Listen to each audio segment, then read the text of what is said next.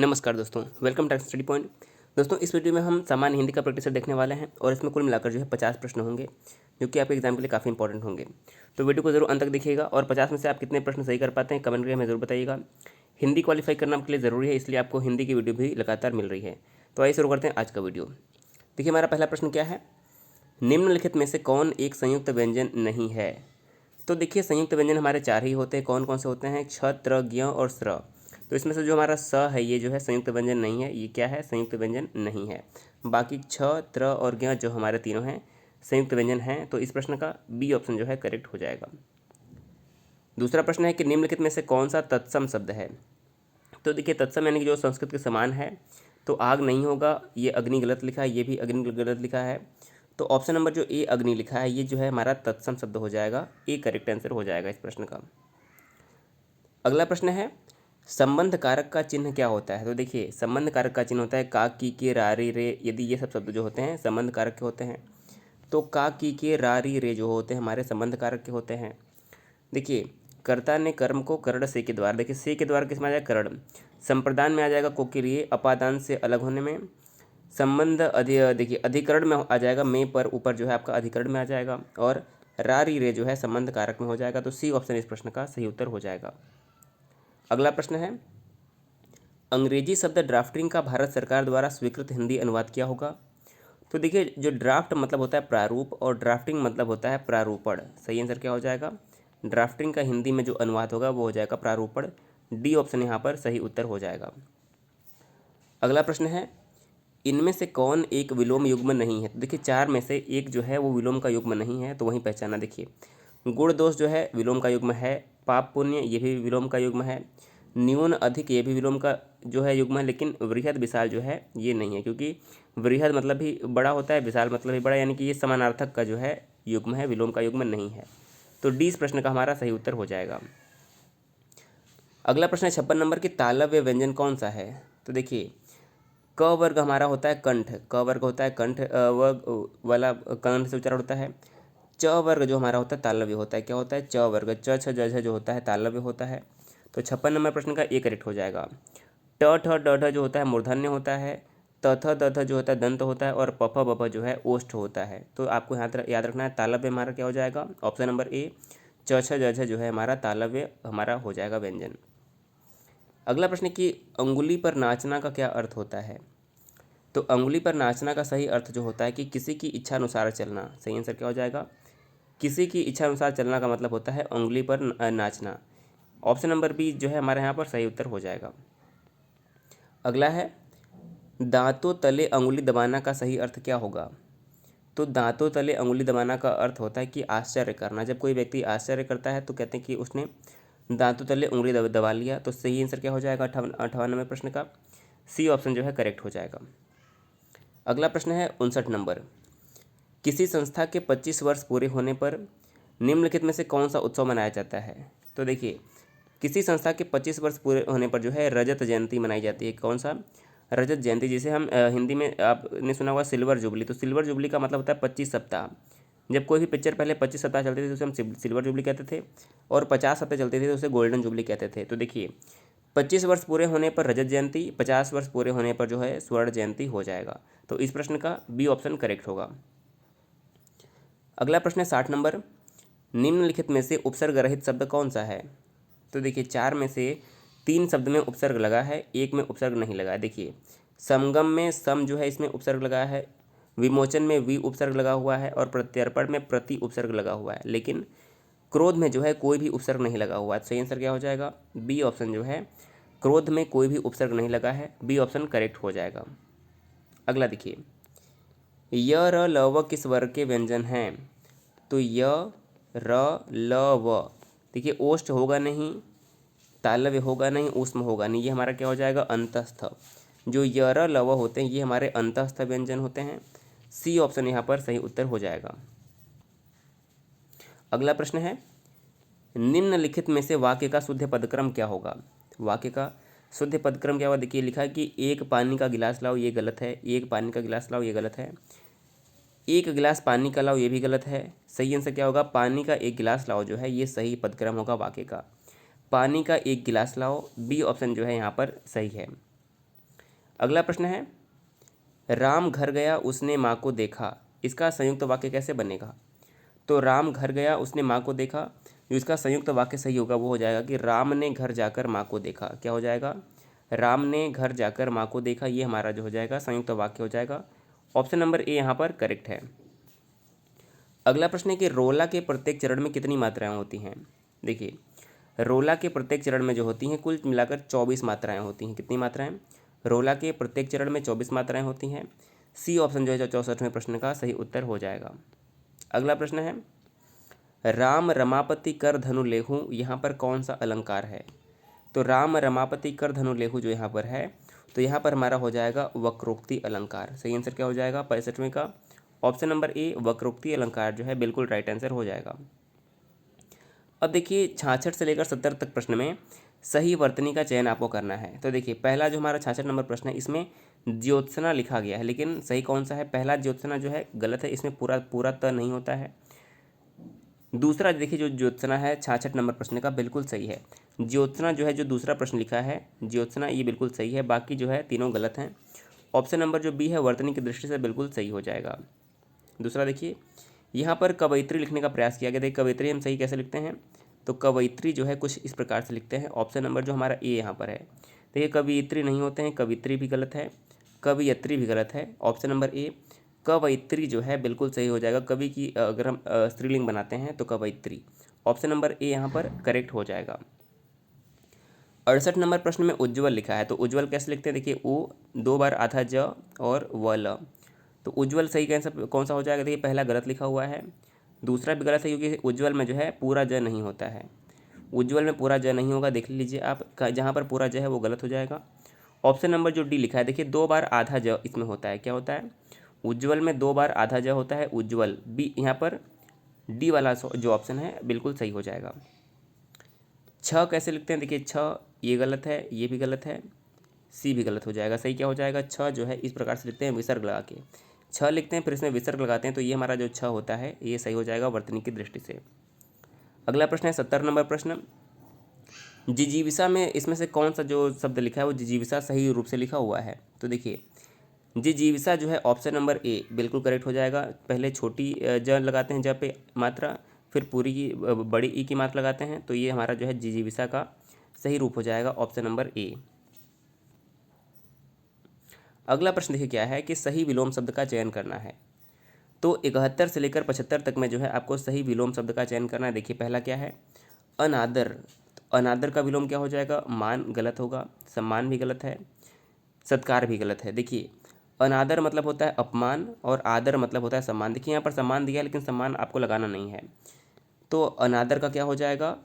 आदर। यदि लिखा होता कि अपमान, यदि अपमान दिया होता तो अपमान का विलोम यहाँ पर सम्मान लगाते। तिरस्कार अगर दिया होता, तिरस्कार दिया होता तो तिरस्कार का जो है सत्कार लगाते, लेकिन अनादर दिया है तो इसका विलोम आदर जो हो जाएगा सही हो जाएगा। तो डी ऑप्शन यहाँ पर करेक्ट है। अगला प्रश्न है कि अभिज्ञ, अभिज्ञ का आपको यहाँ पर विलोम पहचानना है, तो सही आंसर क्या हो जाएगा? अभिज्ञ का विलोम हो जाएगा अनभिज्ञ। अभिज्ञ का विलोम क्या हो जाएगा? अनभिज्ञ। बी ऑप्शन यहाँ पर हमारा सही आंसर हो जाएगा। ज्ञानी का होता है अज्ञानी, मूर्ख का होता है चतुर। अगला देखिए 73वां प्रश्न, अथ का विलोम क्या होगा? तो देखिए अथ मतलब होता है प्रारंभ, अथ मतलब होता है प्रारंभ, और इति मतलब होता है समाप्त। लेकिन समाप्त यहाँ पर आपको नहीं लगाना है, समाप्त, संपूर्ण और खत्म तीनों बात एक ही है। लेकिन जहाँ पर अथ दिया हो तो अथ का आपको जो सही विलोम लगाना होगा तो अथ का इति ही लगाना होगा। प्रारंभ दिया हो तो उसका अंत लगाएंगे, शुरू का खत्म लगाएंगे, ये सभी आपको ध्यान से देखना है। अगला प्रश्न है 74वां करुड़। तो करुड़ का सही विलोम क्या हो जाएगा? करुड़ का सही विलोम हो जाएगा निष्ठुर। करुड़ का विलोम हो जाएगा निष्ठुर। बी ऑप्शन हमारा यहाँ पर करेक्ट हो जाएगा। अगला है ऋजु का विलोम क्या होगा? तो जो ऋजु का सही विलोम होता है वो होता है वक्र। ऋजु का विलोम क्या होता है? वक्र। ऑप्शन नंबर डी जो है करेक्ट हो जाएगा। अगला देखिए 76 नंबर प्रश्न। देखिए 76 से 80 में जो करना क्या है कि नीचे चार चार शब्दों के समूह दिए हैं, प्रत्येक के 3 पर्यायवत हैं और एक जो है भिन्नार्थी है।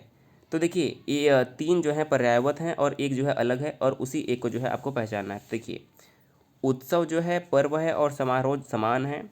उत्सव, पर्व और समारोह ये तीनों समान है, लेकिन जो इसमें उत्साह है ये हमारा भिन्नार्थक हो जाएगा। तो सही आंसर क्या हो जाएगा? उत्साह यहाँ पर जो है सही उत्तर हो जाएगा, जो कि तीनों से अलग है। अगला हमारा 77वां प्रश्न देखिए दिया हुआ क्या, दिवस मतलब दिन होता है, वासर मतलब भी दिन होता है, और दिन मतलब भी दिन होता है। लेकिन यहाँ पर जो ऑप्शन नंबर डी प्रसून है, प्रसून जो है बाकी तीनों से भिन्न है। तो सही आंसर क्या हो जाएगा? इस प्रश्न का जो ऑप्शन नंबर डी प्रसून है बिल्कुल राइट आंसर हो जाएगा। अगला देखिएगा 78 नंबर प्रश्न। देखिए कनक मतलब क्या होता है? कनक मतलब सोना होता है, स्वर्ण मतलब भी सोना होता है, हेम मतलब भी सोना होता है, लेकिन हीरक मतलब सोना नहीं होता है। तो सही आंसर क्या होगा? भिन्न पहचानना था तो कनक, स्वर्ण और हेम तीनों पर्यायवाची हैं, लेकिन जो यहाँ पर ऑप्शन नंबर सी हीरक है, हीरक जो है तीनों से भिन्न है। तो इस प्रश्न का सी ऑप्शन जो है करेक्ट हो जाएगा। अगला देखिए 79 नंबर प्रश्न। अश्व मतलब घोड़ा होता है मतलब भी घोड़ा होता है, तुरंग मतलब भी घोड़ा होता है, किंतु कुंजर मतलब घोड़ा नहीं होता है। सही आंसर क्या हो जाएगा? कुंजर। कुंजर मतलब हाथी होता है, यहाँ पर याद रखना है, कुंजर मतलब हाथी होता है। बाकी अश्व है, तुरंग, घोटक, इन सभी का जो हमारा विलोम क्या होता है पर्यायवाची, ये सभी घोड़ा के ही पर्यायवाची हैं। कुंजर जो है यहाँ पर अलग हो जाएगा। तो डी ऑप्शन इस प्रश्न का सही उत्तर हो जाएगा। अगला देखिए 80 नंबर। बादल मतलब क्या होता है? बादल हमारा हो गया, देखिए पयोधर मतलब भी बादल ही होता है। क्या होता है? पय को धारण करने वाला बादल ही होता है। वारी, वारी मतलब हमारा क्या होता है? वारी मतलब जल, और जल को देने वाला यानी कि वारिद भी क्या होता है? बादल का ही पर्यायवाची है। तो बादल, पयोधर और वारिद तीनों बादल के ही पर्यायवाची हैं, लेकिन जो वारिज है, वारिज जो है इनका पर्यायवाची नहीं है।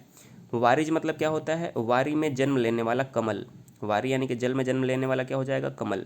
तो वारिज जो है कमल का पर्यायवाची है। बाकी बादल, पयोधर और वारिद ये तीनों जो हैं बादल के ही पर्यायवाची हैं। तो यहाँ पर सी ऑप्शन जो है हमारा भिन्न है, वारिज करेक्ट आंसर हो जाएगा। अगला प्रश्न देखिए 81 से लेकर 83 नंबर तक प्रश्न में नीचे दिए गए शब्दों में प्रयुक्त संधि का नाम जो है चुनना है। तो देखिए आपको संधि बस देखना है और पहचानना है कि इस किस शब्द में कौन सी संधि प्रयुक्त हुई है। तो देखिए पहला शब्द क्या है? सन्मार्ग। तो सन्मार्ग का जब आप विग्रह करेंगे तो क्या आ जाएगा? सत प्लस मार्ग। सन्मार्ग का विग्रह करने पर आएगा सत प्लस मार्ग। और जहाँ पर भी हलंत आ जाए वहाँ पर हमेशा क्या होगा? जहाँ पर हलंत आ जाए वहाँ पर हमेशा व्यंजन संधि होगा। तो सन्मार्ग का हमारा विच्छेद क्या होता है? सत प्लस मार्ग, और यहाँ पर हलंत है तो हमारा क्या हो जाएगा? यहाँ पर व्यंजन संधि। बी ऑप्शन जो है बिल्कुल राइट आंसर हो जाएगा। अगला है ज्ञानोदय। तो देखिए ज्ञानोदय का अगर ट्रिक से पहचानो, देखिए जहाँ पर भी ए या फिर जहाँ पर ओ आता है, देखिए मैंने बताया था जहाँ पर भी ए आए या फिर जहाँ पर ओ आए वहाँ पर हमेशा क्या होगा? गुण संधि होगा, गुण स्वर संधि होगा। तो देखिए स्वर संधि तो यहाँ पर हमारा आएगा ही, तो सही आंसर हो जाएगा। लेकिन अगर हम ज्ञानोदय का अगर विच्छेद करें तो क्या हो जाएगा? ज्ञान प्लस उदय, ज्ञान प्लस उदय यानी कि ज्ञानोदय। और जहाँ पर ओ आता है, ओ देखते ही आपको पहचान जाना कि यहाँ पर हमारा क्या हो जाएगा? गुण स्वर संधि होगा। एक बार फिर से देख लीजिए, जहाँ पर ए और जहाँ पर ओ आए वहाँ पर गुण स्वर संधि होगा। जहाँ पर ए और जहाँ पर ओ आएगा वहाँ पर आप याद रख लीजिए वहाँ पर हमेशा वृद्धि संधि होगा। तो इसमें आपको कुछ भी करना नहीं, सिर्फ देख के जो है ट्रिक से पहचान लेना है। ओ आया है तो स्वर संधि में हमारा गुण स्वर संधि हो जाएगा। ऑप्शन नंबर ए करेक्ट हो जाएगा। 83 नंबर प्रश्न है निराधार। तो देखिए निराधार का हमारा क्या हो जाएगा? सही संधि इसका हमें पहचाना है कि इसमें कौन सी संधि का प्रयुक्त हुई है। तो देखिए निराधार में हो जाएगा निह प्लस आधार। निराधार में क्या हो जाएगा? निह प्लस आधार जो है इसका हमारा विच्छेद हो जाएगा। और विसर्ग देखते ही आपका सही उत्तर क्या हो जाएगा? ये हमारा विसर्ग संधि हो जाएगा। निह प्लस आधार विसर्ग संधि, सी ऑप्शन जो है हमारा यहाँ पर करेक्ट हो जाएगा। अगला देखिए निम्नलिखित शब्दों में से किसमें विसर्ग संधि है। तो देखिए नर प्लस इंद्र, ए देखते ही ए में कौन सा आ जाएगा? ए जहाँ पर है वहाँ पर गुण संधि होगा। जहाँ पर ए है वहाँ पर हमारा वृद्धि संधि होगा, ये बिल्कुल आसानी से। सज्जन का अगर हम विच्छेद करेंगे तो सत प्लस जन, सत प्लस जन आ जाएगा, और सतजन में हमारा जो हो जाएगा व्यंजन संधि। तो बचता क्या? अतएव बचता है। तो अतएव जो है हमारा है विसर्ग संधि हो जाएगा, क्योंकि अगर हम इसका विच्छेद करेंगे तो क्या आएगा? अतः प्लस एव। क्या होगा? अतः प्लस एव, तो इसका हमारा होता है अतएव। तो यहाँ पर जो है हमारा विसर्ग संधि हो जाएगा। ऑप्शन नंबर ए करेक्ट हो जाएगा। 85 नंबर प्रश्न है कि निम्नलिखित शब्दों में से किसमें व्यंजन संधि है।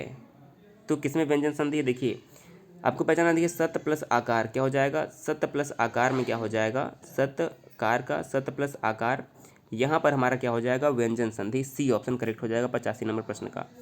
सत प्लस आकार में हमारा क्या हो जाएगा? व्यंजन संधि। हिमालय में क्या हो जाएगा? हिमालय में दीर्घ स्वर संधि। निराधार में भी दीर्घ स्वर संधि।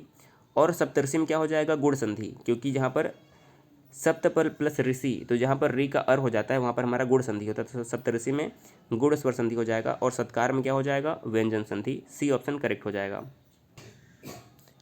अगला प्रश्न देखिए क्या है कि प्रश्न संख्या 86 से 90 में जो है नीचे दिए गए शब्दों में प्रयुक्त समास के नाम का चयन करना है। तो देखिए समास का चयन करना है, तो देखिए अगर आपने हमारा समास का अगर वीडियो देखा है तो आप समास का शब्द देखते ही उत्तर दे सकते हैं। देखिए पीताम्बर का क्या होगा, पीला है अंबर जिसका अर्थात भगवान कृष्ण, क्या हो जाएगा, पीला है अंबर जिसका अर्थात भगवान कृष्ण। तो यहाँ पर कोई तीसरा अर्थ निकल रहा है, तो वहाँ पर हमारा क्या हो जाएगा, बहुव्रीहि समास। देखिए पीताम्बर हो, नीलांबर हो, नीलकंठ हो, दशानन हो, ये सभी जो हो जाएंगे ये सभी बहुव्रीहि समास में आता है, जहाँ पर ना ही ये पहला पद प्रधान होता है ना ही दूसरा पद प्रधान होता है, बल्कि कोई तीसरा पद प्रधान होता है। तो सी ऑप्शन यहाँ पर करेक्ट हो जाएगा। अगला क्या है 87 नंबर प्रश्न, चरण कमल में कौन सा समास होगा। तो देखिए चरण कमल का अगर हम विच्छेद करेंगे तो क्या आ जाएगा, कमल के समान चरण, क्या हो जाएगा, कमल के समान चरण। तो कमल के समान चरण जो हो जाएगा यहाँ पर हमारा हो जाएगा कर्मधारय समास।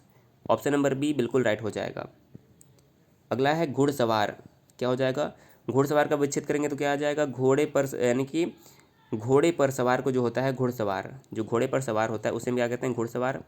तो घोड़े पर सवार, तो क्या हो जाएगा यहाँ पर हमारा तत्पुरुष समास हो जाएगा, क्या हो जाएगा, कर्ता ने कर्म को करण से के द्वारा संप्रदान को के लिए अपादान से अलग होने में संबंध का की रे अधिकरण तत्पुरुष यहाँ पर हो जाएगा। देखिए अधिकरण में पर ऊपर, क्या हो जाएगा, अधिकरण में हमारा आता है में पर ऊपर, तो पर है घोड़े पर सवार, तो तत्पुरुष समास हो जाएगा कौन सा, अधिकरण तत्पुरुष। सी ऑप्शन यहाँ पर हमारा करेक्ट हो जाएगा। अगला प्रश्न है चौराहा, तो पहला पद क्या है, संख्यावाचक, चौ मतलब चार, यानी कि चार राहों का समूह। तो जहाँ पर पहला पद संख्यावाचक हो और शब्द से जो है किसी समूह का बोध होता है वहाँ पर हमारा क्या होता है, द्विगु समास, गिनती, याद रखना है, जहाँ पर भी गिनती आए तो वहाँ पर हमारा द्विगु समास होगा।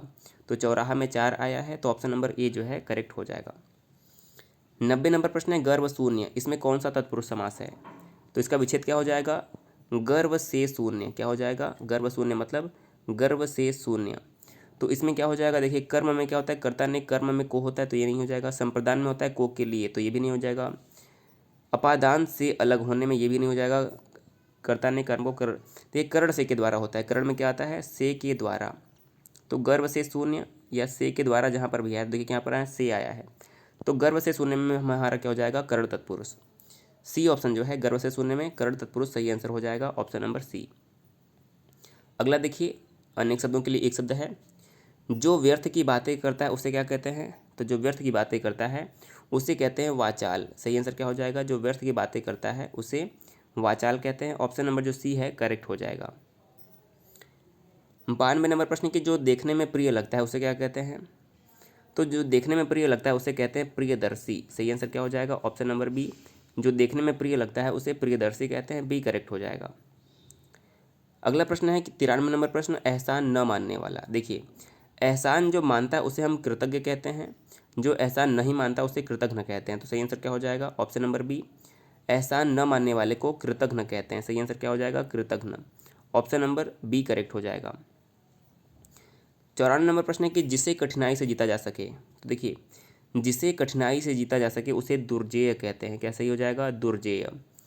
जिसे न जीता जा सके उसे अजेय कहते हैं, जिसे न जीता जा सके उसे अजेय, जिसे कठिनाई से जीता जा सके उसे दुर्जेय कहते हैं, जिसे जाना न जा सके उसे अज्ञेय कहते हैं, जिसे जीता जा सके उसे विजित कहते हैं। तो जिसे जीत लिया गया उसे विजित कहते हैं। तो सही आंसर क्या हो जाएगा, दुर्जेय जो है हमारे यहाँ पर सही आंसर हो जाएगा। 95 नंबर प्रश्न है, बचपन और जवानी के बीच की अवस्था को क्या कहते हैं। तो सही आंसर हो जाएगा वयः संधि। सी ऑप्शन हमारा यहाँ पर जो है करेक्ट हो जाएगा। अगला देखिए 96 से लेकर 100 तक वाले प्रश्न में जो है आपको रिक्त स्थान की पूर्ति करनी है। 96 से लेकर 100 तक देखिए पहला क्या है, तन को कपड़ा न खाने को रोटी। से क्या हो जाएगा, तन को कपड़ा न खाने को रोटी, रोटी हम खाते हैं। 96 नंबर का सही क्या हो जाएगा, ऑप्शन नंबर ए यहाँ पर खाने को सही करेक्ट हो जाएगा। अगला है चमड़ी जाए पर, सही हमारा वाक्य क्या हो जाएगा, चमड़ी जाए पर दमड़ी न जाए। तो यहाँ पर जो डी है बिल्कुल राइट आंसर हो जाएगा।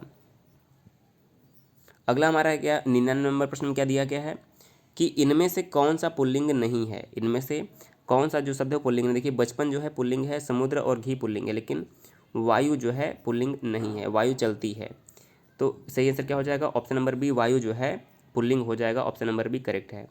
और अंतिम प्रश्न देखिए क्या है, चुनाव क्षेत्रों का समय समय पर क्या किया जाता है? परीक्षण किया जाता है, परिगणन, परिसीमन या फिर परिमापन। तो देखिए, चुनाव क्षेत्रों का समय समय पर परिसीमन किया जाता है। सही आंसर क्या हो जाएगा? परिसीमन किया जाता है। सी ऑप्शन जो है हमारे यहाँ पर करेक्ट हो जाएगा। तो देखिए, इस वीडियो में कुल मिलाकर आपके 50 प्रश्न थे। आपने कितने प्रश्न किए? देखिए, अगर आपने 30 से अधिक प्रश्न सही किया है तो आप हिंदी में क्वालिफाई आसानी से कर जाएंगे, कोई भी दिक्कत नहीं होगा। आप लगातार आधे घंटे या 1 घंटे हिंदी पढ़ते रहिए, हिंदी में आप 50 से 60 प्रश्न आसानी से सही कर लेंगे। इसकी PDF जो है आपको टेलीग्राम से मिल जाएगी। आपको जाकर वहाँ जो है PDF डाउनलोड कर सकते हैं और प्रैक्टिस कर सकते हैं। वीडियो पसंद आए तो वीडियो को जरूर शेयर कर दीजिएगा। चैनल पे पहली बार आए तो सब्सक्राइब भी कर दीजिएगा। वीडियो देखने के लिए बहुत बहुत धन्यवाद।